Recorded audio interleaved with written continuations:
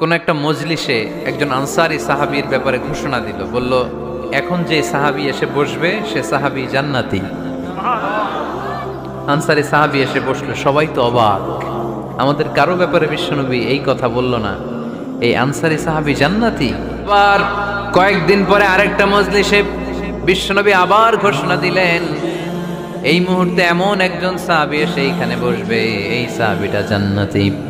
সবাই খেয়াল করে দেখলো, আগের মজলিসে যেই লোকটাকে বিশ্বনবী জান্নাতি বলে ঘোষণা দিয়েছে, আজকেও ওই সাহাবী এসে ওই জায়গায় বসেছে।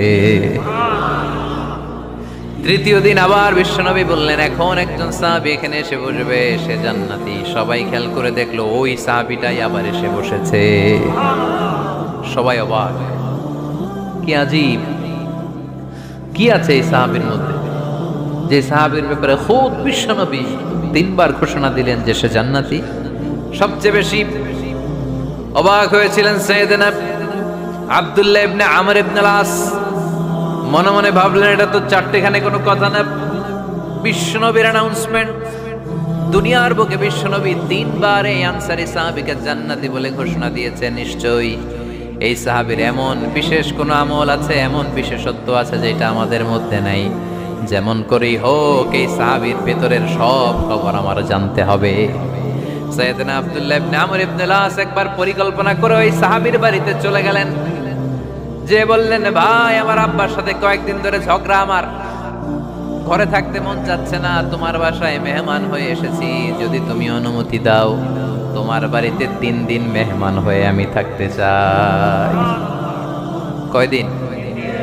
শুনতেছেন, বুঝতেছেন? কষ্ট হচ্ছে না তো?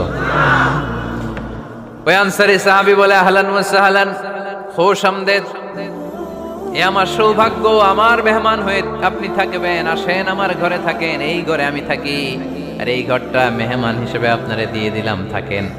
এবার আব্দুল্লাহ ইবনে আমর ইবনে আস খুব ভালোভাবে ফলো করতে লাগলেন, কখন এই আনসারী সাহাবী কি করে। 1 দিন 2 দিন 3 দিন পর্যন্ত ফলো করার পরে সাইয়েদনা আব্দুল্লাহ ইবনে আমর ইবনে আস এমন কোন বিশেষ আমল এই সাহাবীর মধ্যে খুঁজে পায় নাই। 3 দিন গভীরভাবে পর্যবেক্ষণ, অবজারভেশনের পরে বিশেষ কোনো আমল ওনার চোখে পড়ে নাই। এবার 3 দিন পরে তো চলে যাবার পালা, ঠিক কিনা? এবার তিনি সোজা সাপটা আনসারী সাহাবীর কাছে যে ভিতরের কথা খুলে বলে ফেললেন, বললেন, ও ভাই, আসলে আমার বাবার সাথে এমন বড় কোনো ঝগড়া আমার হয় নাই যে কারণে বাড়ি থেকে বের হয়ে তোমার মেহমান আমার হওয়া লাগবে, আমি বিশেষ এক উদ্দেশ্যে এসেছি। কি উদ্দেশ্য? আব্দুল্লাহ ইবনে আমর ইবনে আস এবার বলতে আরম্ভ করলেন, আমরা খেয়াল করেছি 3টা মজলিসে বিষ্ণু ঈসা ইসলাম তোমাকে জান্নাতি বলে ঘোষণা করেছে, তাই আমি জানার জন্য এসেছি তুমি এমন কি আমল করো যে কারণে বিশ্বনবী ঘোষণা দিলেন যে তুমি জান্নাতি। কি এমন বিশেষ আমল আছে তোমার, আমার একটু বলো, আমি ওই আমল করে জান্নাতি হতে চাই। আল্লাহু আকবার। এবার আনসারী সাহাবী মুখ খুললেন, উনি বললেন, ও ভাই আব্দুল্লাহ ইবনে আমর ইবনে আস, এমন কোনো বিশেষ আমল আমার নাই, হালাল পন্থায় রুজি করি, ব্যবসা করি, নামাজের সময় নামাজ পড়ি, রাতে এসে ঘুমিয়ে যাই, ফজরের আগ দিয়ে উঠে তাহাজ্জুদ করি, সময় মতো জিকির আজকার করি, কোরআন তেলাওয়াত করি, কিছু দান সদকা করি, সবাই যা করে আমিও তাই করি, স্পেশাল কোনো আমল আমার জীবনে নাই। তবে আব্দুল্লাহ ইবনে আমর ইবনে আস, শুনে রাখো, একটা কাজ আমি প্রতি রাতে করি, হয়তোবা এই কারণেও বিশ্বনবী আমার ব্যাপারে এমন ঘোষণা দিতে পারে। আব্দুল্লাহ বললেন, ও আনসারী সাহাবী, কি কাজ তুমি করো? এবার আনসারী সাহাবী বলতে লাগলেন, প্রতি রাতে যখন আমি আমার বিছানায় ঘুমোতে যাই, আমি কারো ব্যাপারে কোনো রাগ, কোনো হিংসা, কোনো ক্ষোভ অন্তরে নিয়ে ঘুমাতে যাই না। ওই দিন যার সাথে যা হয়েছে সবাই রে মাফ করে দিয়ে মিটমাট করে একটা প্রশান্ত অন্তর নিয়ে আমি বিছানায় ঘুমাতে যাই। ওই দিনে কেউ আমার গালি দিছে, কেউ আমার বকা দিছে, কেউ আমার বিরুদ্ধে মিছিল করছে, উল্টা পাল্টা যে যাই করুক না কেন, আমি কিচ্ছু মনে রাখি না। আওবি ইলা ফিরাশি, আমি এমন ভাবে আমার বিছানায় যাই, ওয়ালাইসা ফি কলবি হিকদুন আলা আহাদ, এমন অবস্থায় আমি শুয়ে পড়ি যে আমার হৃদয়ে কারো ব্যাপারে, আমার হৃদয়ে কোনো ক্ষোভ নাই, কোনো হিংসা নাই, কোনো অহংকার নাই, সব রাগ ক্ষোভ ভুলে গিয়ে সবাইকে ক্ষমা করে দিয়ে আমি বিছানায় ঘুমাতে যাই।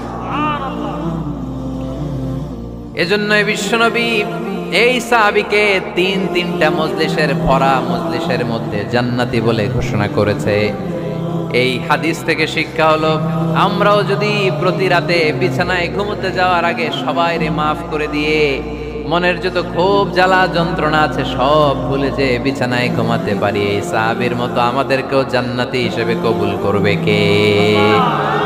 পারবেন আজকে থেকে? বিছানায় যাওয়ার আগে কি করবেন? আজকে সবাইরে মাফ করে দেব। যে আমার উপর জুলুম করছে ওই বিচার আল্লাহ করবে। কে কি বললো ওটা দেখার দরকার নেই। কারো ব্যাপারে কোনো ক্ষোভ, কোনো তিক্ত অভিজ্ঞতা, জ্বালা যন্ত্রণা অন্তরে রাখবেন? রাখলে লাভ না লস? এটা আরো জ্বালা দিবে আমাদের, এটা আরো ভেতর থেকে কষ্ট দিবে। It will burn me inside, ভিতরে জ্বালিয়ে পুড়িয়ে শেষ করে দিবে। এগুলো বয়ে বেড়াতে চাই না আমি, আমি সব মাফ করে দিতে চাই। চিল্লায় বলো ঠিক কিনা?